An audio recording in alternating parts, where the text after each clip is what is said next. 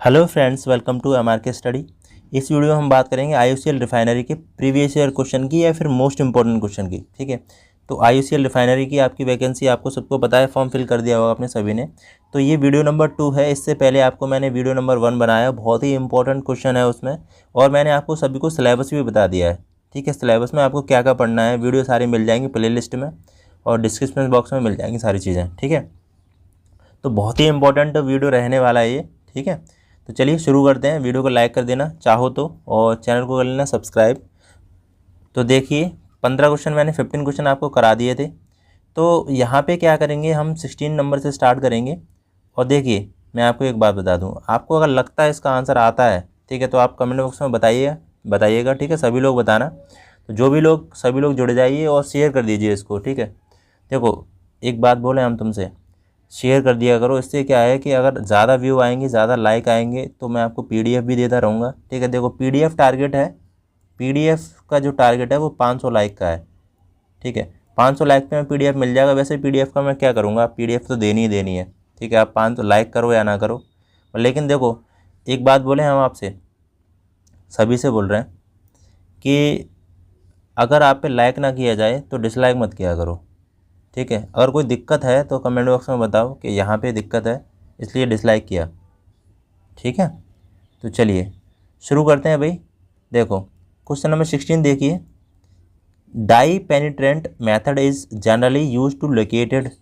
तो dye penetrant test होता है वो किस लिए होता है, बताइए सभी लोग। 10 सेकंड आपको मिलते हैं, सभी को 10 सेकंड मिलेंगे और आप आंसर बताइएगा सभी लोग। ठीक है, कोर डिफेक्ट, सरफेस डिफेक्ट, या सरफेशियल डिफेक्ट, या फिर टेम्पररी डिफेक्ट, बताइए क्या हो सकता है इसका आंसर। कोर डिफेक्ट या सरफेस डिफेक्ट या क्या लिखा हुआ है। ठीक है, टेम्पररी डिफेक्ट बताइए। तो इसका आंसर सभी लोग बताइए कमेंट बॉक्स में, जल्दी जल्दी बताओ। ठीक है, तो सरफेस डिफेक्ट इसका आंसर हो जाएगा। ठीक है, तो डाई पेनिट्रेंट टेस्ट जो होता है, मेथड होता है, इसको डीपीटी टेस्ट और बोलते हैं। डीपीटी इसकी फुल शॉर्ट फॉर्म होती है। अभी याद है डीपीटी क्या है या फुल फॉर्म पूछा है, तो डाई पेनिट्रेंट टेस्ट होता है। ठीक है, इसको हम क्या बोलते हैं, एलपीआई टेस्ट और बोलते हैं, एलपीआई टेस्ट बोलते हैं। ठीक है, तो यहाँ पे देखिए, अगर आपसे पूछी जाए कि एलपीआई की फुल फॉर्म क्या होती है, देखो एलपीआई जो टेस्ट है इसको सेम डीपीटी टेस्ट, डीपीटी, ठीक है, एलपीआई टेस्ट और डीपीटी, डीपीटी, ठीक है, इन दो एक ही टेस्ट होते हैं। और ये टेस्ट होते कैसे हैं, ये नॉन डिस्ट्रक्टिव टेस्ट होते हैं, नॉन डिस्ट्रक्टिव टेस्ट होते हैं। ठीक है, अब यहाँ पे जो टेस्ट जो होते हैं इंपॉर्टेंट है, इसको मैं विद फिगर दिखाऊंगा आपको, ये क्या क्या चीज़ यूज़ करते हैं यहाँ पे। देखो देखो यहाँ पे एक फिगर आपको दिख रहा होगा, ये सरफेस डिफेक्ट टेस्ट होता है। जैसे मान लो आपका कोई पाइपलाइन है, ठीक है, और पाइपलाइन में कहीं क्रैक हो गया या फिर आपने वेल्डिंग करी, वहाँ पे क्रैक हो गया है। ठीक है, वहाँ पे क्रैक हो गया, हमें पता ही नहीं चला, वहाँ पे पेट्रोल डीजल निकलता जा रहा है। तो क्या करेंगे हम, डीपीटी टेस्ट करेंगे, यहाँ पे डीपीटी टेस्ट करेंगे, फिर एलपीआई टेस्ट करेंगे। ठीक है, इसको बोलते हैं एलपीआई टेस्ट भी बोलते हैं, डीपीटी टेस्ट भी बोलते हैं। तो यहाँ पे 3 चीज़ों की ज़रूरत होती है। ठीक है, देखो क्या क्या चीज़ ज़रूरत होती है, अगर आ जाए तो आप कर सकते हैं इसको। तो यहाँ पे सबसे पहले यूज़ होता है डेवलपर। ठीक है, क्या क्या यूज़ होता है, पेनिट्रेंट होता है सबसे पहले। ठीक है, पेनिट्रेंट होता है, ये गया पेनिट्रेंट यूज़ करते हैं सबसे पहले, जो कैसा होता है, रेड कलर का। ठीक है, रेड कलर का होता है, लाल कलर का। उसके बाद हम यूज़ करेंगे क्लीनर। ठीक है, क्लीनर या रिमूवर। उसके बाद हम डेवलपर यूज़ करेंगे। तो जो ये यूज़ करे जाते हैं वो इसमें यूज़ होता है भाई, क्या होता है, ये होता है केस का, तो मतलब ये यहाँ पे कैपिलरी एक्शन होती है यूज़। ठीक है, कैपिलरी एक्शन जो होती है वो यूज़ होती है, यहाँ पे देखने को मिलती है। उसके ज़रिए यहाँ पे क्या होता है, इन चीज़ों, ये हमें सरफेस डिफेक्ट पता चल जाता है स्प्रे लगा के। ठीक है, चलिए अगर आपको देखना है तो कोई वीडियो आप यूट्यूब पर देख लीजिएगा, मिल जाएगी, डीपीटी टेस्ट क्या होता है डिटेल में आपको समझा दिया जाएगा। ठीक है, तो नेक्स्ट क्वेश्चन देखिए, इस तरीके के प्लांट क्वेश्चन है। देखो मैं एक बात बता दूं आपको सभी को, मैं यहाँ पे आपको 30% कवर करा रहा हूँ, 40% तो आप सब कर लोगे। मैं क्वेश्चन मान लो 70 क्वेश्चन की बात कर रहा हूँ, ध्यान से देखो। देखिए मैं यहाँ पे 70 क्वेश्चन की बात कर रहा हूँ, 70 क्वेश्चन की बात कर रहा हूँ। 70 में 40 क्वेश्चन तो ऐसे होंगे वो सब कर लेंगे। मैं 30 क्वेश्चन जो होंगे वो इम्पोर्टेंट है, वो ही मैं करा रहा हूँ आपको। ठीक है, मैं फालतू में कोई चीज़ नहीं कराता। बाकी और भी वीडियो हैं मेरे, वो देख लीजिएगा, जिसमें आपको मैकेनिकली और सारे सब्जेक्ट मिल जाएंगे। ठीक है, हीट ट्रांसफ़र है या फिर रेफ्रिजरेशन है, वो मैंने पाइपलाइन की कुछ वीडियो बना रखी थी पहले की पुरानी, तो वो देख लेना। मैं बार बार कह रहा हूँ, देख लेना एक बार, बहुत इंपॉर्टेंट है। चलिए, तो उसमें करीबन 23,000 व्यू के लगभग हैं। ठीक है, चलो इसका आंसर बताओ सभी लोग। Thermite use the thermite welding is a mixture of. बताइए सभी लोग, 10 सेकंड आपको दिए जा रहे हैं, जल्दी जल्दी बताओ।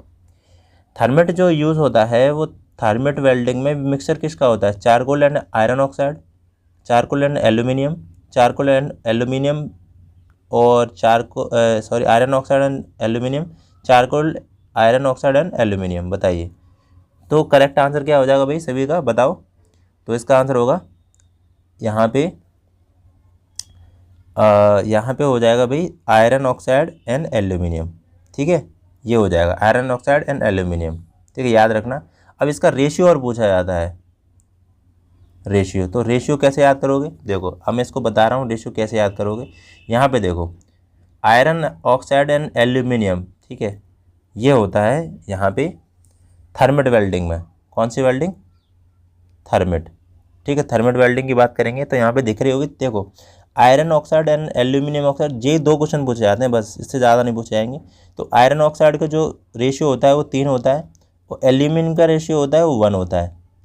ठीक है, तो आयरन ऑक्साइड एंड एल्यूमिनियम का जो रेशियो होगा वो 3:1 हो जाएगा। ये डायरेक्ट क्वेश्चन पूछा जाता है एग्जामिनेशन में। ठीक है, अब देखो यहाँ पे एप्लीकेशन क्या है। एप्लीकेशन देखो, आपको रेल है, जैसे मान लो पटरी है ट्रेन की पटरी, तो वहाँ पे जो वेल्डिंग करी जाती है 2 पटरियों को जोड़ने में, वो थर्मेट वेल्डिंग ही करी जाती है। कौन सी वेल्डिंग करी जाती है? थर्मेट। ठीक है, थर्मेट वेल्डिंग करी जाती है, आपको सभी को पता होगा। तो ये फिगर देख लो आप, और ये वाला देख लो।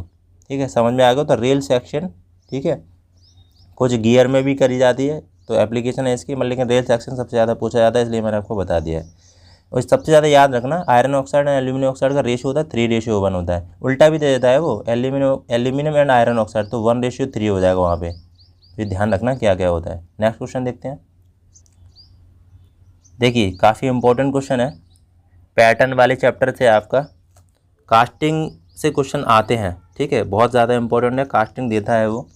तो green sand is a mixture of, तो यहाँ पे ग्रीन सैंड की हम बात करते हैं। ग्रीन सैंड का मिक्सचर क्या होता है वो आपको सभी को बताना है। सभी लोग बताइए क्या होता है। 30% सैंड होता है, या 70% clay, 50% sand, 50% clay, 70% sand, 30% clay, 90% sand and 10% clay. बताइए सभी लोग, क्वेश्चन नंबर 18 का आंसर क्या होगा? तो यहाँ पे देखो, ग्रीन सैंड है, तो ग्रीन सैंड का आंसर क्या होगा? 70% सैंड हो जाएगा और 30% क्ले हो जाएगा। ठीक है, तो ये होता है, और अच्छी क्वालिटी की ये सैंड होती है। सैंड मतलब हमारी एक तरीके की मिट्टी हम बोल सकते हैं इसको। ठीक है, जिसको हम कास्टिंग में यूज़ करते हैं। तो ग्रीन सैंड आपको दिख रही होगी, ये ग्रीन सैंड है। ठीक है, और इसके बाद क्ले है, वो आपको ये दिख रही होगी। दोनों चीज़ें क्या करी जाती हैं? ग्रीन सैंड में यूज़ करी जाती हैं। ठीक है, मतलब 70% ग्रीन सैंड जो होती है वो 70% सैंड होती है। ठीक है, 70% सैंड होगी और 30% क्ले हो जाएगी, तो सी हो जाएगा इसका आंसर। चलिए, अब क्वेश्चन नंबर 19 देखिए। सारे क्वेश्चन इंपॉर्टेंट है। ठीक है, लाइक कर देना भाई सभी लोग। वीडियो को लाइक नहीं करते हो आप तो थोड़ा अच्छा नहीं लगता फिर मुझे। मतलब अब मान लो कि 1K व्यू आ गए। ठीक है, 1K व्यू में आप सिर्फ 100 लाइक दे रहे हो, मतलब 900 लोगों ने लाइक भी नहीं किया है बिल्कुल। अब क्यों लाइक नहीं किया वो मुझे पता नहीं, लेकिन बता देना मुझे कि क्यों लाइक नहीं करते हो आप वीडियो को। बहुत कम लाइक आते हैं वीडियो में, इसलिए मैं थोड़ा सा कम बनाता हूँ वीडियो में आपके लिए। ठीक है, क्योंकि लाइक भी ना मिले तो फिर क्या मतलब है। तो देखो, क्वेश्चन नंबर 19 का देखो आंसर क्या हो जाएगा। Cast iron and steel pipe are produced by. तो कास्ट आयरन होते हैं और स्टील पाइप होते हैं, किससे प्रोड्यूस होते हैं? 10 सेकंड आपको मिलते हैं, जल्दी जल्दी आंसर बताओ सभी लोग। बताओ भाई सभी लोग बताओ। स्लस कास्टिंग है, इन्वेस्टमेंट कास्टिंग है, ट्रू सेंट्रीफ्यूगल कास्टिंग है, डाई कास्टिंग है? बताइए बताइए क्या आंसर होगा सभी लोग। देखो, स्लस कास्टिंग, इन्वेस्टमेंट कास्टिंग, तो देखो इसका आंसर होगा ट्रू सेंट्रीफ्यूगल कास्टिंग हो जाएगा। ठीक है, सी आंसर इसका होने वाला है, ट्रू सेंट्रीफ्यूगल कास्टिंग। काफ़ी इंपॉर्टेंट है। अब देखो इसको देख लेते हैं, इसमें ट्रू सेंट्रीफ्यूगल कास्टिंग कैसी होती है, क्या क्या इसमें यूज़ होता है। देखो यहाँ पे आपको फिगर में दिखा रहा हूँ। ठीक है, देखो सबसे पहले देखो कि ये है ना एक्सिस है इसका, एक्सिस बोलते हैं, एक्स एक्स, ठीक है, समझ में आ गया। यहाँ पे आपको क्या है, मोटर लगी हुई है, और यहाँ पे क्या है, बॉटम रोलर्स लगे हुए हैं। ये मोल्ड है, मोल्ड मतलब सांचा होता है आपका, ठीक है, ये सांचा है। और मोल्टन मेटल जो आपकी पिघली हुई धातु है वो इसके अंदर जाएगी, ठीक है। अब देखो हमें क्या बनाना है, हमें सॉलिड मतलब हमें ये पाइप बनाना है, ठीक है। अब पाइप अंदर से कैसा होता है, हॉलो होता है। तो हॉलो में क्या करते हैं हम, कोर यूज़ करते हैं। पर लेकिन इस वाले मेथड में सेंट्रीफ्यूगल कास्टिंग में कोई भी कोर यूज़ नहीं होती है, डायरेक्ट क्वेश्चन पूछ लिया जाता है, ध्यान रखना भाई, ठीक है। सभी लोग से कह रहा हूँ, नो कोर यूज़, ठीक है, कोई भी कोर यूज़ नहीं होती है, तो ध्यान रखो। यहाँ पे एक्सिस के अबाउट है, इसमें मोल्टन मेटल डाला जाता है और ये इस तरीके से इसको घुमाया जाता है, ठीक है, रोटेट करा जा रहा है इस तरीके से। और आपको एक स्टील के जो पाइप होते हैं वो आपको तैयार मिल जाएंगे, ठीक है, इस तरीके से, मतलब यहाँ पे सेंट्रीफ्यूगल पाइप से पाइप बनाए जाते हैं, ठीक है। तो आगे देखो, आगे आगे इससे समझ सकते हैं हम, ध्यान से देखना कि आगे इससे समझ सकते हैं कि हमने इस तरीके का मतलब बड़े बड़े सेक्शन होते हैं, इसमें क्या मोल्टन मेटल डाला और इसको हमें क्या करा, घुमाया। देखो ये दिख रहा है ना घुमाने वाला चिन्ह, तो यहाँ पे एक्सिस के बाद उसको घुमा रहे हैं, तो यहाँ पे पाइप तैयार हो जाएगा, इस तरीके का पाइप, ठीक है, स्टील के पाइप होंगे वो आपको रेडी मिलेंगे, ठीक है, इस तरीके। फिर इसके ऊपर ग्राइंडिंग होती है, फिनिशिंग होती है, बहुत सारे ऑपरेशन होते हैं, ठीक है, वो आप ध्यान से पढ़ लेना अच्छी तरीके से। चलो समझ में आ गया होगा जहाँ तक है, ठीक है। क्वेश्चन नंबर 20 देखिए, मोस्ट इंपॉर्टेंट क्वेश्चन है, बताइए इसका आंसर क्या होगा। Which of the following welding method use in pool of molten metal. Most important question है, मैं बता रहा हूँ आपको, मोस्ट इंपॉर्टेंट है और काफ़ी बार एग्जाम में आया हुआ ये क्वेश्चन है, ठीक है, और आंसर गलत करके आते हो और सभी लोग। बताइए कार्बन आर्क वेल्डिंग होगा, फिर सबमर्ज आर्क वेल्डिंग होगा, टीआईजी आर्क वेल्डिंग होगा, एमआईजी आर्क वेल्डिंग होगा। देखो टीआईजी और एमआईजी मैंने पिछले वाली वीडियो में डिटेल में बता दिया था, ठीक है, टीआईजी क्या होता है, एमआईजी क्या होता है, पहला वीडियो आपको सभी को देखना है, ठीक है। अब यहाँ पे मैं बात करूँगा क्या, ये पहले आंसर बताओ इसका, क्वेश्चन नंबर 20 का क्या होगा। तो इसका आंसर देखो क्या होगा, सबमर्ज्ड आर्क वेल्डिंग होगा, ठीक है, सबमर्ज्ड आर्क वेल्डिंग होगा। और वेल्डिंग पूल क्या होता है, वेल्डिंग पूल हम देखेंगे इसमें। देखिए भाई यहाँ पे मैंने सारी चीज़ें आपको बता दी हैं, पीडीएफ आपको सभी को मिल जाएगा। देखो मैं एक बात बताऊँ, पीडीएफ आपको सभी मिलेगा। देखो या तो व्हाट्सअप ग्रुप आपको ज्वाइन कर लेना, व्हाट्सअप ग्रुप एक तो 1 है और एक 2 है, तो 2.0 वाला डाउनलोड, वो उस पर लिंक दी होगी, ठीक है, डिस्क्रिप्शन बॉक्स में, तो 2.0 लिखा होगा, उस पर क्लिक करना, क्योंकि पहले वाला तो भर गया है, 257 उसमें कैंडिडेट हो गए हैं, दूसरे वाला भी भरने वाला है, तो इसको ज्वाइन कर लो, ठीक है, 2.0 को। और सबसे बेस्ट है कि टेलीग्राम करो, ठीक है, टेलीग्राम पे क्या है कि वहाँ पे सभी लोग जुड़े रहेंगे, तो वो अच्छी बात है। और टेलीग्राम में क्या करना है आपको, अगर सर्च, जैसे मान लो लिंक से आप जा नहीं पा रहे हो, तो आप सर्च करोगे MRKSTUDY, MRK स्टडी आप सर्च करोगे तो ये वाला जो लोगो है ना वो आपको मिल जाएगा, बस ज्वाइन कर लेना है, बात खत्म, ठीक है। अब यहाँ पे देखो सबमर्ज आर्क वेल्डिंग, ठीक है, सबमर्ज आर्क वेल्डिंग में क्या है, वेल्डिंग पूल बनता है। यहाँ पे देखो हमारा जो मटेरियल है वो हमें वेल्डिंग, जो दो धातु हैं, ठीक है, दो बेस मेटल होंगे, उसके बीच में क्या होगा, यहाँ पे हमें पूल दिखेगा, ठीक है, पूल मतलब एक मेटल से भरा हुआ, ठीक है, पिघला हुआ जो धातु है वो यहाँ पे हमें मेटल से भरा हुआ यहाँ पे मिलेगा। देखो वेल्डिंग पूल लिखा हुआ है, ठीक है, सबमर्ज आर्क वेल्डिंग हो रही है। तो यहाँ पे डीसी जो power supply, DC power supply, fuse converting flush, ठीक है, इलेक्ट्रिक वायर यूज़ होता है इसमें, और रोलर होते हैं, वो रोलर यूज़ होते हैं इसके अंदर, ठीक है, तो इलेक्ट्रिक वायर यूज़ होगा यहाँ पे। अब देखो सबमर्ज आर्क एप्लीकेशन देखो इसकी, सबमर्ज आर्क वेल्डिंग की। The submerge arc welding can be use to weld pressure vessel like boilers. तो बॉयलर जो होते हैं उसमें सबमर्ज आर्क वेल्डिंग होती है, ठीक है। A lot of structural outline pipes, earth moving tools, ship building, जो शिप होते हैं आपके, ठीक है, पानी के शिप होते हैं, उसमें भी सबमर्ज आर्क वेल्डिंग होगी। Rail road construction and locomotive. तो this type welding can be use repair for machine part. तो काफ़ी इंपॉर्टेंट है, याद रखना, एप्लीकेशन भी मैंने आपको बता दी है, ठीक है। चलिए नेक्स्ट देखते हैं, क्वेश्चन नंबर यहाँ पे 20 देखिए, 21 बताइए भाई इसका answer. A jig is define a device which, most important question है, a jig is define a device which, बताइए क्या आंसर होगा इसका। Hold and locate a work piece can guide and control on more cutting tools. Hold and locate a work piece during an inspection of manufacturing operation is use to check the accuracy of work piece and all of above. बताइए, सभी लोग बताइए भाई, सभी लोग बताना है, ठीक है। जिग यूज किस में होगा बताइए। तो इसका आंसर क्या हो जाएगा भाई, hold and locate work piece and guide and control one more cutting tool. तो होल्ड भी करता है, जिग क्या होता है, होल्ड भी करता है कटिंग टूल को, और लोकेट भी करता है और गाइड भी करता है, ठीक है, याद रखना इसको। अब हम आगे देखते हैं, इंपॉर्टेंट क्वेश्चन है। अब यहाँ पे देखो, मैं यहाँ पे दोनों क्वेश्चन आपको क्लियर कर दे रहा हूँ, ठीक है। फिक्सचर आर यूज, तो फिक्सचर क्या क्या होता है, जिग देखो, फिक्सचर का आपको ये दिख रहा है और जिग का ये दिख रहा है। तो जिग हमने पढ़ लिया है, तो फिक्सचर हम पढ़ेंगे। फिक्सचर में क्या होता है, for holding and locate work piece, holding करता है और लोकेट करता है, ये गाइड नहीं करता है, not guide the work piece, ठीक है, याद रखना। ये जिग जो फिक्सचर होता है वो गाइड नहीं करता है, सिर्फ होल्ड करता है, लोकेट करता है वर्क पीसेस को। जैसे ग्राइंडिंग है, प्लेनिंग है, टर्निंग ऑपरेशन है, इन चीज़ों में आपको होल्ड करता है वर्क पीसेस को, टूल को, ठीक है, टूल को करता है, होल्ड करता है, लोकेट करता है, ठीक है। जैसे आपको CNC, आप CNC पे अगर वर्क करा होगा किसी ने, CNC, ठीक है, कंप्यूटर न्यूमेरिकल कंट्रोल मशीन होती है। तो यहाँ पे क्या होता है कि यहाँ पे ज़्यादा फिक्सचर मिलेंगे। वहाँ पे फिक्सचर में क्या होता है, ठीक है, ये नहीं है फिक्सचर का, ये तो जिग का है, फिक्सचर मिलेंगे। तो इसमें क्या है, हमारा टूल होगा ना, टूल, वो हमारा टूल लगेगा इसमें, ठीक है। तो ये क्या करता है, सिर्फ होल्डिंग करता है एंड लोकेट करता है।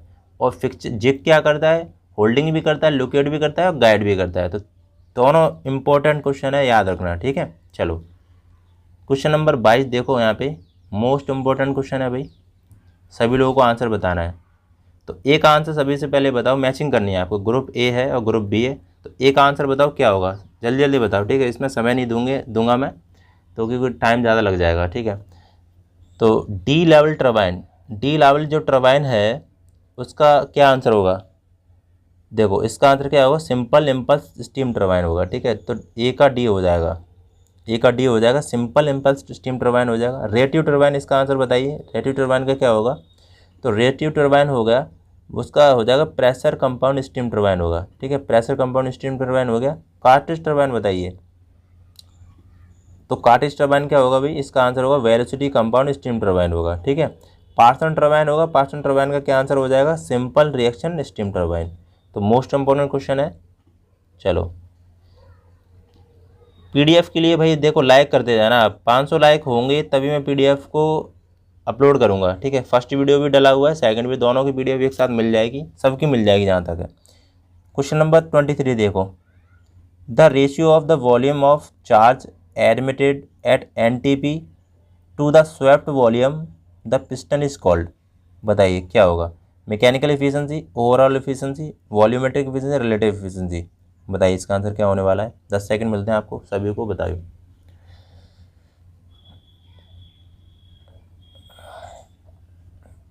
बताइए भाई, मैकेनिकल एफिशिएंसी होगी, ओवरऑल एफिशिएंसी, बताइए। देखो इसका आंसर होगा वॉल्यूमेट्रिक एफिशिएंसी, ठीक है। The ratio of volume of a charge admitted at NTP, और सभी लोगों को NTP की फुल फॉर्म बताओ भाई, कौन कौन जानता है, ठीक है। मैं इसको नहीं बताऊंगा, सभी लोगों को बताना है। NTP की फुल फॉर्म जो होती है वो सीधे एग्जामिनेशन में पूछी गई थी एक बार, ठीक है। एक कोई एग्ज़ाम था उसमें NTP की फुल फॉर्म पूछी गई, तो बताइए NTP की फुल फॉर्म क्या होती है, सभी लोगों को बताना है, ठीक है। अब यहाँ पे हम बात करेंगे क्या, स्वेप्ट वॉल्यूम, ठीक है, स्वेप्ट वॉल्यूम, तो VS से डिनोट करते हैं स्वेप्ट वॉल्यूम, ठीक है। मतलब आपका TDC से BDC की जो बीच की दूरी होती है, ठीक है, पिस्टन, जैसे मान लो पिस्टन सिलेंडर वाला देखा होगा आपने क्वेश्चन, TDC और BDC के बीच की दूरी होती है, तो क्या बोलते हैं हम, स्वेप्ट वॉल्यूम बोलते हैं, ठीक है। कंप्रेशन रेशियो जो होता है वो swept volume VC plus VC, ठीक है, क्लियरेंस वॉल्यूम अपॉन VC, ठीक है, ये होता है कंप्रेशन रेशियो। चलो, और मैंने बता भी दिया था कंप्रेशन रेशियो पेट्रोल का कितना होता है, 6:10 होता है, ठीक है। डीजल का कितना होता है, 15 से 25 होता है डीजल का, और डुअल इंजन का अगर बात करें तो 12 से 15 होता है, ठीक है। 16 तक भी हो सकता है। तो कभी कभी ऑप्शन में देखो ये भी देता है 15 से 25 देगा, या फिर 16 से 24 भी दे सकता है, तो ऐसे करके पूछता है ये, ठीक है। अब आगे देखते हैं क्वेश्चन नंबर, यहाँ पे देखिए 24। देखो लास्ट में एक क्वेश्चन बताने वाला हूँ, बहुत ही ज़्यादा इंपॉर्टेंट है, वो बताऊँगा मैं क्या, वो बताऊँगा मैं वाटर हैमर डिटेल में। तो आपको लास्ट तक देखना है। वाटर हैमर एक बार समझ में आ जाएगा आपको सभी को, और वहाँ पे सच टैंक का भी यूज़ कैसे करेंगे वो सबको दिखाऊंगा मैं, ठीक है। तो इसका आंसर बताइए, the compressor air may be use, बताइए। कंप्रेसर एयर होती है, देखो कंप्रेसर भी आपको बताने वाला हूँ, कंप्रेसर के क्वेश्चन अच्छे अच्छे क्वेश्चन लेके आऊँगा, लेकिन अभी थोड़ा स्टार्टिंग है तो ध्यान से देखना, जो क्वेश्चन हो रहे हैं वो करो, और जो मैंने सिलेबस बता दिया है वो भी ध्यान से करना। सिलेबस मैंने कल बता दिया था आपको, ठीक है, तो कल वाला वीडियो देख लेना, सिलेबस को पूरा मिल जाए क्या क्या पढ़ना है, ठीक है। तो कंप्रेसर एयर होती है इन gas turbine plant for operating pneumatic drills in starting and super charging of engine and all of above. देखो कंप्रेसर एयर जो होती है, जो हमारा नॉर्मल एटमॉस्फेरिक प्रेशर होता है उससे ज़्यादा एयर को कंप्रेस करता है, ठीक, कंप्रेस करके निकालता है, ये कंप्रेसर का यूज़ होता है, ठीक है। तो ऑल ऑफ एबव इसका आंसर हो जाएगा, ठीक है, ऑल ऑफ एबव इसका आंसर हो जाएगा। तो कंप्रेसर बहुत ज़्यादा डिफाइन कर सकते हैं हम यहाँ पे, तो कंप्रेसर को मैं डिटेल में बाद में बताऊँगा, ठीक है। चलो देखिए, काफ़ी इंपॉर्टेंट क्वेश्चन है, बहुत ही ज़्यादा इंपॉर्टेंट है, ठीक है, मोस्ट इंपॉर्टेंट क्वेश्चन है ये, इसको तैयार करके जाना है, ठीक है। इस टाइप के जो भी क्वेश्चन मिले वो भी तैयार कर लेना। देखो, two shaft A and B are made of same material, the shaft A is solid and and the diameter 100 mm, ठीक है। द शाफ्ट बी है is hollow with outer diameter 100 mm and inner diameter 50 mm. The torque transmitted by shaft B is as that of shaft A. तो T B torque M N T A ये आपको पूछ रहा है, ठीक है। सभी लोगों को, कुछ लोगों को आंसर याद भी हो जाते हैं, ठीक है, इस टाइप के क्वेश्चन के, क्योंकि ये सबसे ज़्यादा आने वाला क्वेश्चन है, मैं आपको बता दूँ, बहुत ज़्यादा IUCL में पूछा जाता है ये क्वेश्चन, सबसे ज़्यादा, ठीक है। तो यहाँ पे देखो इसका आंसर क्या होने वाला है, सभी लोगों को आंसर बताना है, ठीक है। सॉल्व करने में टाइम तो लगेगा, लेकिन इसका आंसर जिनको पता है वो बता सकते हैं, नहीं तो कोई दिक्कत वाली बात नहीं। इसको देखते हैं, ठीक है, इसमें समय आप टाइम बेकार नहीं करेंगे। चलो इसको देखते हैं भाई, सभी लोगों को देखना है, ठीक है, और प्रॉपर देखना है वीडियो को, ठीक है, तभी समझ में आएंगी सारी चीज़ें। चलो देखते हैं। तो देखिए भाई, काफ़ी इंपॉर्टेंट क्वेश्चन है ये, आपको ध्यान से देखना है, ठीक है, और ये बहुत बार आता है ये क्वेश्चन, ठीक है। देखो यहाँ पे दो शाफ्ट हैं आपके पास, यहाँ पे एक शाफ्ट ए है और एक शाफ्ट बी है। जो पहली शाफ्ट है उसका डायमीटर डी है 100 mm, एक बार समझ में आ जाएगा फिर कोई दिक्कत नहीं होगी, ठीक है। देखो आप ध्यान से, तो ए शाफ्ट है डायमीटर 100 mm इसका, बी शाफ्ट में क्या है वो हॉलो है, ये कैसी है, हॉलो है ये। तो अंदर वाला डायमीटर है वो 50 है और 50 है, और बाहर वाला जो डायमीटर है, आउटर डायमीटर, वो 100 mm है, ठीक है। तो यहाँ पे मैंने क्या करा कि जो डी बी है ना, ठीक है, डी डायमीटर बी, जो बड़ा वाला, स्मॉल कैपिटल डी का मतलब बड़ा वाला डायमीटर, वो 100 mm मान लिया मैंने, और यहाँ पे जो डी स्मॉल डी है, डी बी, तो ये मान लिया 50 mm, ठीक है। यहाँ तक क्लियर। तो ये चीज़ क्लियर होगी डेटा। तो आपको पूछा क्या है, वो पूछा ये है, देखो, torque B T B upon torque A, ठीक है, ये पूछा है आपको क्वेश्चन में। तो इसको भाई करते हैं ध्यान से, ठीक है। देखो यहाँ पे मैं एक फॉर्मूला लिख रहा हूँ, ध्यान से देखो, शाफ्ट के केस में, ठीक है। जब हम शाफ्ट के केस में, जब टॉर्क का फॉर्मूला होता है, टॉर्क का जो फॉर्मूला होता है वो होता है π/16 टाउ इनटू डी क्यू, ठीक है। यहाँ तक क्लियर, यहाँ तक कोई दिक्कत नहीं हुआ है, ठीक है। तो यहाँ पे मैं अगर ए के केस में बात करूँगा, शाफ्ट ए के केस में, ठीक है, तो यहाँ पे देखो शाफ्ट, यहाँ पे लिख दे रहा हूँ, ठीक है, शाफ्ट ए के केस में। तो शाफ्ट ए के केस में मैं बात करूँगा, तो यहाँ पे जो होगा वो क्या हो जाएगा, π/16 टाउ ए और डी क्यू, ठीक है, यहाँ तक क्लियर। अब मैं शाफ्ट बी की बात करूँगा, शाफ्ट बी, तो शाफ्ट बी के लिए क्या हो जाएगा, देखो हॉलो है, पहली बात तो ये है, शाफ्ट बी हॉलो है, तो शाफ्ट बी में जो टाउ टी हो जाएगा, ठीक है, टी बी की बात करूँ मैं, तो π/16 हो गया, और ये हो जाएगा डी बी, क्योंकि आउटर डायमीटर की पावर 4 होता है, माइनस इनर डायमीटर की पावर 4 होता है, अपॉन आउटर डायमीटर, ठीक है, आउटर डायमीटर। समझ में आ गया होगा यहाँ तक, कोई दिक्कत वाली बात नहीं है, ठीक है। अब यहाँ पे देखो, ये है ना सेम मटेरियल के बने हैं, पहली बात तो देखो यहाँ पे मैं लिख दे रहा हूँ टाउ ए बराबर tau B, because same material के बने हैं, जो शाफ्ट है वो सेम मटेरियल के बने हैं, यहाँ पे लिख दे रहा हूँ भाई, सेम मटेरियल। ठीक है, अब आगे देखिए हमें निकालना क्या है, हमें निकालना देखो क्या है, हमें निकालना देखो टी बी, ये टी ए है, ठीक है, ये टी है और ये टी बी है, तो T B upon T A. ठीक है, देखो ध्यान से, तो मैंने यहाँ पे वैल्यू रखी, टी बी की वैल्यू रखूँगा मैं, देखो 5/16, ये पूरा वैल्यू रख दे रहा हूँ यहाँ पे। ठीक है, और टाउ बी डी बी की पावर 4 माइनस स्मॉल डी की पावर 4।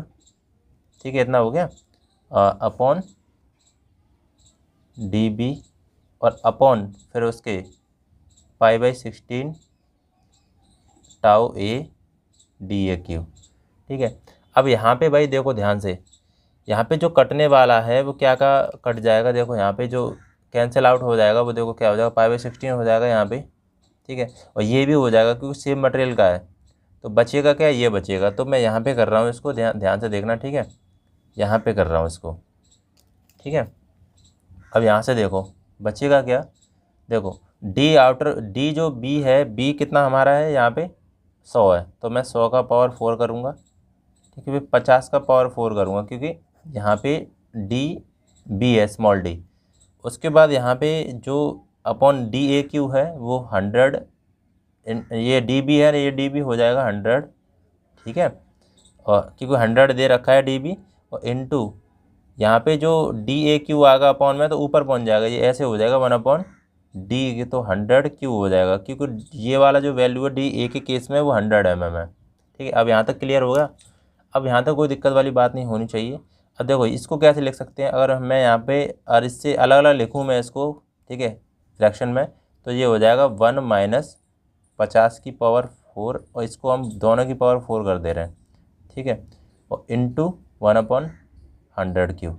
ठीक है, 50 से 1 2 काटा, तो 1 माइनस 1/2 कितना हो जाएगा, 1/2 हो जाएगा ना। ठीक है, 1/2 की पावर 4 हो जाएगा, ये 1/2 की पावर 4 हो गया। ठीक है, तो यहाँ पे देखो 100 क्यू वाली जो पावर थी इसमें अगर मिला देंगे इसको तो ये भी पावर 4 हो जाएगा ना, ये 100 है और ये 100 है, तो पावर 4 हो जाएगा इधर, सारी पावर 4। तो 1 माइनस 1/2 की पावर 4 करोगे तो 16 आएगा। ठीक है, 16 एकन 16 में से 1 गया तो 15/16, तो ऐसे करके इसका आंसर आता है। तो पूरा क्वेश्चन है, आपको क्लियर हो गया होगा जहाँ तक है। ठीक है, दिख रहा है ना, सारी चीज़ें मैंने आपको क्लियर करा दी हैं यहाँ पे। ठीक है, चीटी बार बार आ जाती है, समझ में आ गया होगा, कोई दिक्कत वाली बात नहीं है। ठीक है, इस तरीके से होता है, तो आप याद भी कर सकते हो इस क्वेश्चन को, इस तरीके का आता है, तो 15/16 इसका आंसर आता है। ठीक है, चलिए नेक्स्ट देखते हैं। Very very most important question है, वेंचुरीमीटर इज यूज्ड, बताइए। क्वेश्चन नंबर 26 का आंसर बताना है। वेंचुरीमीटर यूज होता है वो किस में होता है, बताइए। Measure the velocity of flowing liquid, measure the pressure of the flowing liquid, measure the discharge of the liquid flowing in pipe, measure the pressure difference liquid following between 2 points in a pipeline, बताइए। तो pressure difference जो होता है वो तो एक अलग होता है, मैनोमीटर से चेक करते हैं, डिफरेंशियल मैनोमीटर होता है। ठीक है, यहाँ पे वेलोसिटी जो मेजरमेंट होती है वो पिटॉट ट्यूब से होती है।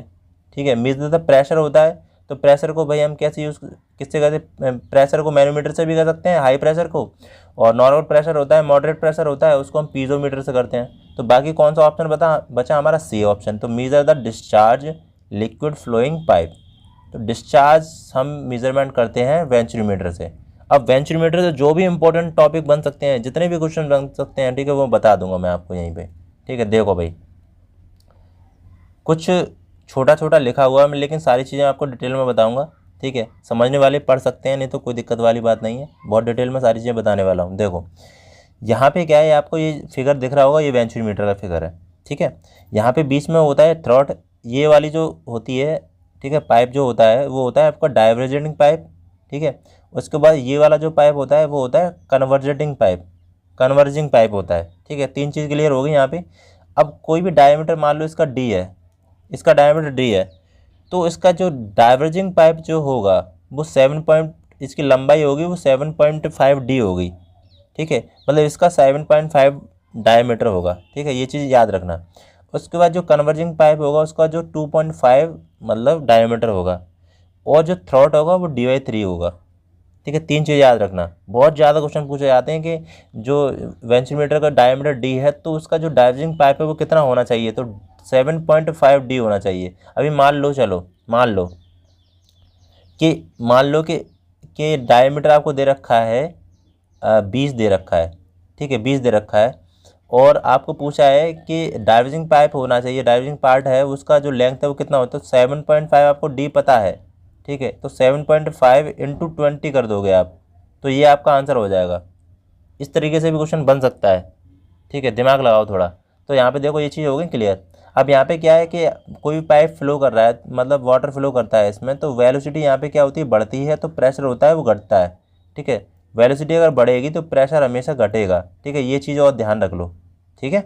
अब आगे देखते हैं, इंपॉर्टेंट पॉइंट क्या है, एंगल कन्वर्जेंटिंग। तो एंगल जो पूछा जाता है कन्वर्जिंग में, जो एंगल जो होता है वो 15 से 20 होता है। कितना होता है, 15 से 20 होता है, ठीक है, कन्वर्जिंग पाइप का। एंगल ऑफ डाइवर्जिंग पाइप, तो डाइवर्जिंग पाइप का जो एंगल जो होता है वो 5 से 7 होता है, तो ये कम होता है, ठीक है।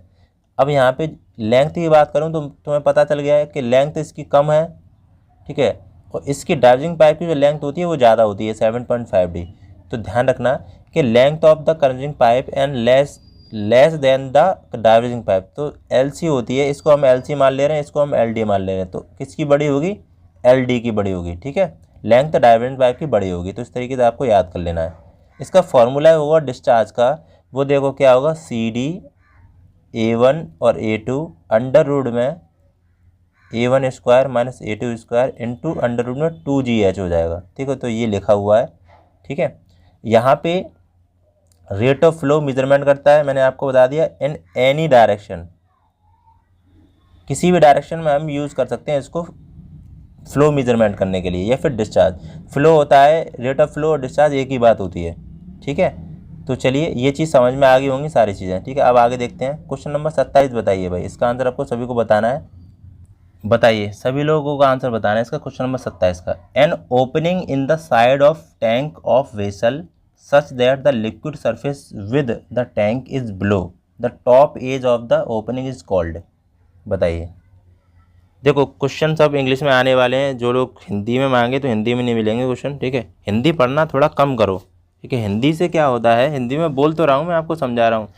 हिंदी में क्वेश्चन, अब स्ट्रेस को प्रतिबल पढ़ोगे तुम, अच्छा लगता है क्या, अच्छा तो नहीं लगता है प्रतिबल पढ़ने में। एक तो चलो कोई दिक्कत नहीं, हिंदी में पता नहीं क्यों पढ़ाते हैं, एक ही चीज़ में पढ़ाया करें शुरू से बच्चों को, कभी हिंदी में तो कभी किसी में। चलो इसको आंसर बताओ सभी लोग, तो इसका आंसर क्या हो जाएगा बताओ, तो इसका आंसर क्या हो जाएगा भाई, सभी लोग बताना है। तो नॉच इसका आंसर हो जाएगा, ठीक है। आपको दिख रहा होगा, जैसे मान लो ये V नॉच का है, आपको दिख रहा है ये V नॉच है, तो पानी इसमें से निकल रहा है, ठीक है, तो ये हो जाएगा an opening in the side of tank vessel such as the like liquid surface with the tank below of the top edge, तो ये टॉप एज बोली है तो नॉच हो जाएगी, ठीक है। अब आगे देखते हैं, इसका क्वेश्चन देखो, मोस्ट इंपॉर्टेंट क्वेश्चन है, ठीक है, मोस्ट इंपॉर्टेंट है ये, मैं कह रहा हूँ बार बार आपको, मोस्ट इंपॉर्टेंट है ये, पक्का आएगा क्वेश्चन, इस टाइप के क्वेश्चन पक्का आते हैं। The magnitude of water hammer depends upon the, magnitude of water hammer depends upon the, एक तो ये क्वेश्चन था, एक कल वाली वीडियो मैंने आपको बताया था, ठीक है, वो भी वाटर हैमर का था, वो भी वाटर हैमर का था, ठीक है। और सर्च टैंक का क्वेश्चन था, एक सर्च टैंक का क्वेश्चन था। मैं आज आपको दोनों चीज़ें क्लियर करूंगा यहाँ पे डिटेल में, ठीक है। तो the magnitude of the water hammer depends upon, तो elastic property of the pipe material, ये भी सही है। Elastic property of liquid flowing through a pipe, ये भी सही है। Speed which the valve close, ये भी सही है, एंड ऑल ऑफ एबव। तो इसका आंसर क्या हो जाएगा, डी इसका आंसर हो जाएगा, ठीक है, डी इसका आंसर हो जाएगा 28 का। मोस्ट इंपॉर्टेंट है, अब इसको डिटेल में हम देखते हैं, ठीक है, डिटेल में देखना है, ठीक है। सभी को वीडियो को स्किप मत करना, बहुत सारी नॉलेज मिलेगी आपको वीडियो से, ठीक है। देखने वाला, पढ़ने वाला बंदा जो होगा वो देखेगा वीडियो को अच्छी तरीके से और समझेगा। मैं फालतू की चीज़ नहीं कराता हूँ आपको, डिटेल में जो चीज़ करानी है बढ़िया कराता हूँ। अब देखिए मैं यहाँ पे आपको क्या बताने वाला हूँ, देखो ध्यान से देखना, इंपॉर्टेंट है, बहुत ही ज़्यादा इंपॉर्टेंट है ये टॉपिक, ठीक है। ये सीधे सीधे क्वेश्चन आ जाता है और आप फिर कर नहीं पाओगे, इसलिए कह रहा हूँ देख लो, अच्छी तरीके से समझ में आ जाएगा, ठीक है। यहाँ मैं बात करूँगा वाटर हैमर की, ठीक है, फुल डिटेल में लिख के लाया हूँ अच्छी तरीके से। वाटर हैमर की बात करूँगा तो क्या होता है इसमें, generation of pressure wave due to sudden close of valve, ठीक है। इसका मतलब ये होता है, वाटर हैमर का मतलब क्या होता है कि हम एकदम से, अब देखो समझो पहले इसको, पहले ये समझो, यहाँ पे क्या है आपका पाइपलाइन है, यहाँ पे क्या है वाटर फ्लो कर रहा है, वाटर फ्लो कर रहा है, कोई दिक्कत वाली बात नहीं है। तो वाल्व ओपन है, और वाल्व ओपन होगा तभी तो पाइप में वाटर है ना, या अभी कोई फ्लूइड है वो फ्लो करेगा। अब इसको मैं सडन बंद कर देता हूँ, सडन क्लोज कर देता हूँ, तो वाल्व सडन क्लोज यहाँ पे लिख गया, ठीक है। तो यहाँ पे क्या होता है कि जो प्रेशर वेरिएशन होगी, मतलब जो वाटर की वेव होंगी वो किस तरीके से स्ट्राइक करेंगे, इस तरीके से, ठीक है, पाइप की सरफेस पे स्ट्राइक करेंगी, ठीक है, और यहाँ पे वाल्व पे भी करेंगी, तो इस तरीके से कंडीशन हो जाएगी। तो क्या है भाई, तो कह रहा है जनरेशन ऑफ प्रेशर वेव, ये प्रेशर वेव हो जाएंगी, ठीक है। तो generation of pressure wave due to sudden closure valve, तो सडन क्लोजर वाल्व से हमें क्या मिलता है, वाटर हैमर की कंडीशन मिलती है, ठीक है। तो यहाँ पे देखो भाई मैंने क्या लिखा है, यहाँ पे देखो the high intensity of pressure, मतलब यहाँ पे क्या होता है, हाई इंटेंसिटी ऑफ प्रेशर की वेव बन जाती हैं, ठीक है।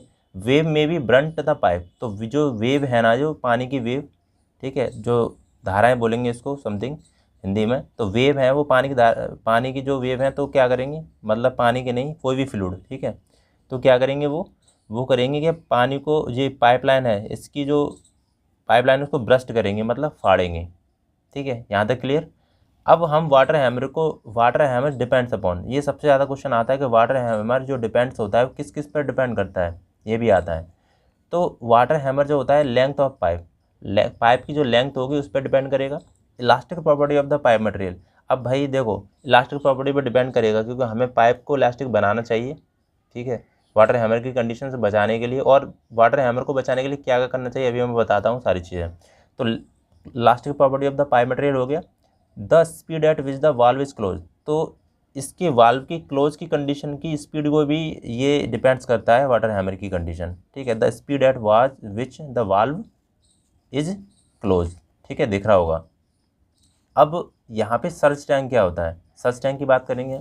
देखो अब क्या होता है कि अगर वाटर हैमर की कंडीशन को हमें बचाना है, ठीक है, तो हमें क्या करना पड़ेगा, जैसे मान लो ये वाल्व है, यहाँ पे एकदम से मैंने बंद किया, तो क्या करेंगे, ये सर्च टैंक है ना, इसको हमें पहले लगाना था, मान लो कि वाटर यहाँ पे, ठीक है, मैं इसको समझा रहा हूँ, देखो कैसे क्या है। अब ऐसे समझ लो कि मैंने एकदम से बंद किया, ठीक है, तो मैं इस वाल्व को इधर लगा रहा हूँ, ठीक है, थोड़ा ध्यान से, इधर थोड़ा गलत लग गया है, आप फिर गलत समझ जाओगे, कोई दिक्कत नहीं। इसको वाल्व को मैंने इधर लगाया, ठीक है, वाल्व को मैंने इधर लगाया। अब मैं एकदम से इसको बंद कर देता हूँ, तो इट मीन्स क्या होगा, प्रेशर वेरिएशन मतलब बढ़ेगा, इस तरीके से प्रेशर वेव बढ़ेंगी, तो क्या होगा, वाटर हैमर की कंडीशन होगी। तो मैं इस जगह पे सर्च टैंक लगा देता हूँ, ठीक है, क्या करता हूँ मैं सर्च टैंक लगा देता हूँ। इससे क्या होता है कि प्रेशर वेरिएशन जो होंगी, जो वाटर की वेव बढ़ेंगी, या फिर वाटर एकदम से स्ट्राइक आएगा भी एकदम से, या लगेगा इस पर सरफेस पे, तो वो क्या होगा, वो सरफेस पर लगने के बजाय इसमें अंदर चला जाएगा सर्च टैंक में। पाइपलाइन में एक बॉक्स सा बना देते हैं, उसमें क्या है, उसमें सर्च टैंक होता है, उसमें ये फ्लूइड है वो भर जाता है, ठीक है, तो इसलिए सर्च टैंक का यूज़ करते हैं, ठीक है। तो ध्यान रखना सर्च टैंक क्या है, तो सर्च टैंक देखो, सर्च टैंक में क्या है, make the pipe strong, pipe को हम स्ट्रॉन्ग बना सकते हैं, ठीक है, सर्च टैंक के द्वारा। स्लो डाउन वाल्व क्लोज, तो slow down valve close, slow down हो सकता है, ठीक है, स्लो डाउन मतलब हम कर सकते हैं वाल्व क्लोज को। यूज़ प्रेशर रिलीफ वाल्व, यहाँ पे हम सर्च टैंक यहाँ पे क्या करेंगे, देखो सर्च टैंक की कंडीशन में नहीं है ये। यूज़ प्रेशर रिलीफ वाल्व, यहाँ पे हम क्या करेंगे कि अगर वाटर हैमर को बचाना है हमको, तो प्रेशर रिलीफ वाल्व है उसको हमें लगाना पड़ेगा, हमें वहाँ पे प्रेशर को रिलीज़ करने के लिए, ठीक है, ये चीज़ हो गई यहाँ पे। इन केस ऑफ यहाँ पे जैसे कभी गैस का हमें प्रेशर को रिलीफ करना है, तो इस तरीके से हम यूज़ कर सकते हैं इसको, प्रेशर रिलीफ वाल्व को, ठीक है, वाल्व यूज़ होते हैं। आई होप समझ में आ रहा होगा आपको सभी को, ठीक है, कमेंट बॉक्स में बताइएगा समझ में आ रहा है कि नहीं आ रहा, कि मैं फिर फालतू में बता रहा हूँ सारी चीज़ें, ठीक है। ध्यान से देखो ये चीज़ें फिर कोई बताता नहीं है सही तरीके से।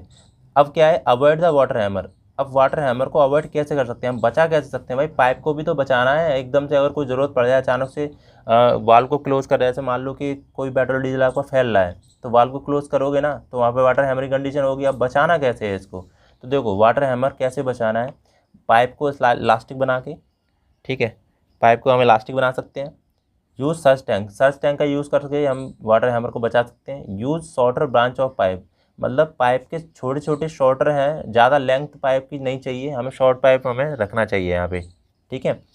Add elbow and expansion loops, मतलब यहाँ पे हमें एल्बो लगाना चाहिए। रिड्यूस द इंटरफेस प्रेशर, मतलब प्रेशर को रिड्यूस करने के लिए हमें एल्बो लगाना चाहिए, ठीक है। और यहाँ पे प्रेशर रिलीफ वाल्व भी लगाना चाहिए हमको, तब यहाँ पे अवॉइड वाटर हैमर होगा, ठीक है। वाटर हैमर को आप अवॉइड कर सकते हैं। तो सारी चीज़ें यहाँ पे क्लियर हो गई होंगी जहाँ तक है, मैंने आपको अच्छी तरीके से बताया, इससे बेहतरीन कोई नहीं बता पाएगा भाई। और बताने वाले बता सकते हैं विद फिगर या फिर आपको कुछ एनिमेशन लगा के, ठीक है। मैं यहाँ पे आपको एनिमेशन तो नहीं दिखा सकता क्योंकि मेरे पास तो कुछ है नहीं, ठीक है। तो चलिए नेक्स्ट देखते हैं, आपको समझ में आ गया होगा जहाँ तक। चलो तो देखिए, कल मैंने विस्कोसिटी आपको डिटेल में बताई थी, तो आप सभी को बताना है क्वेश्चन नंबर 29 का 29 का 1 पॉइज इक्वल टू। तो सबसे पहले आपको बताओ पॉइज जो होती है वो किसकी यूनिट होती है, काइनेमेटिक विस्कोसिटी की होती है या फिर डायनामिक विस्कोसिटी की होती है, बताइए। सबसे पहले तो ये क्वेश्चन है, पॉइज जो होती है वो डायनामिक विस्कोसिटी की यूनिट होती है या फिर काइनेमेटिक की, सब जल्दी जल्दी बताओ सभी लोग कमेंट बॉक्स में, ठीक है। तो डायनामिक विस्कोसिटी की यूनिट होती है पॉइज, ठीक है, पॉइज होती है। और CGS में होती है, CGS मतलब सेंटीग्राम सेकंड, ठीक है। और यहाँ पे इसका जो आंसर होगा वो क्या होगा, 0.1 न्यूटन सेकंड पर मीटर स्क्वायर, ठीक है। इसको हम ऐसे भी लिख सकते हैं 1/10 न्यूटन सेकंड पर मीटर स्क्वायर, क्योंकि ये भी आंसर एक बार पूछा SSC JEE में आया था 1/10 लिख के, ठीक है। तो 0.1 हो गया न्यूटन सेकंड पर मीटर स्क्वायर हो गया। अब यहाँ पे काइनेटिक विस्कोसिटी की यूनिट क्या होती है, स्टॉक बताइए किसकी यूनिट होती है, स्टॉक होती है, ये होती है काइनेटिक विस्कोसिटी की, ठीक है। और 10⁻⁴ मीटर स्क्वायर पर सेकंड होता है, क्या होता है 10⁻⁴ होता है। तो 1 पॉइंट हो गया, इंपॉर्टेंट है काफ़ी। चलिए क्वेश्चन नंबर 30 का आंसर आपको सभी को कमेंट बॉक्स में बताना है, ठीक है। कमेंट बॉक्स में बताना है इसका आंसर, सभी को कमेंट बॉक्स में बताना है। ये एक करंट अफेयर्स का क्वेश्चन है और मोस्ट इंपॉर्टेंट है, क्योंकि करंट अफेयर्स भी आएगी ना। देखो 70 में से 40 क्वेश्चन आपको तो करने ही करने हैं, 30% तो मैं करा ही रहा हूँ इंपॉर्टेंट, और 30% जो होता है उसमें से 10% मैं करा दूंगा, जैसे करंट अफेयर्स है या फिर मैथमेटिक्स का क्वेश्चन है वो मैं आपको कराता रहूँगा, ठीक है। उसको क्या करना है, आपको बताना है डिटेल में। अगर ये क्वेश्चन का डिटेल में कोई बता सकता है तो बताइए। देखिए, एज पर द बजट 2021-22 21-22 के लिए what is the estimated facial defect for the current financial year, ठीक है। तो आपको बताना है फेशियल डिफेक्टेड, ठीक है, डेफिक्ट,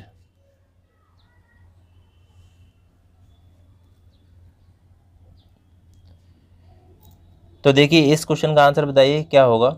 एज पर the budget 2021-22 what is the estimate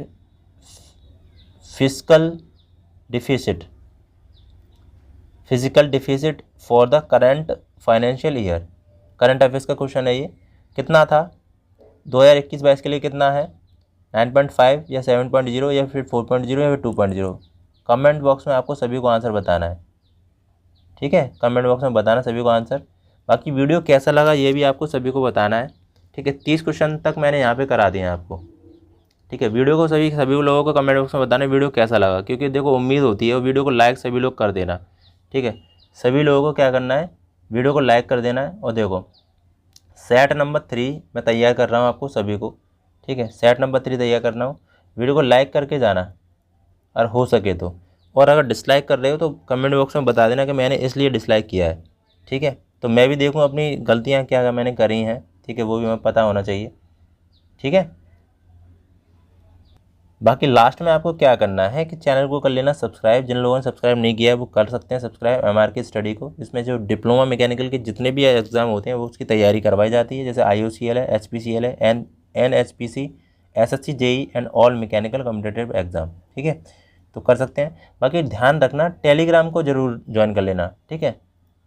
Telegram को जरूर ज्वाइन कर लेना। इसमें MRK स्टडी सर्च करना टेलीग्राम पे जाके, ठीक है। इसमें यहाँ पे लेंस जैसा टाइप का छपा होता है ना, उस पर इस पर क्लिक करोगे तो यहाँ पे क्या करना है MRK स्टडी, ठीक है, डालना। तो ये वाला लोगो दिखेगा तो उसको ज्वाइन कर लेना। वहाँ पे सारी PDF है या फिर कोई इन्फॉर्मेशन है या फिर कोई जैसे नोटिफिकेशन आती है जॉब की तो मैं वहीं पे अपलोड कर देता हूँ। बार बार वीडियो नहीं बनाता मैं नोटिफिकेशन का, ठीक है। तो चलिए नेक्स्ट वीडियो में मिलते हैं।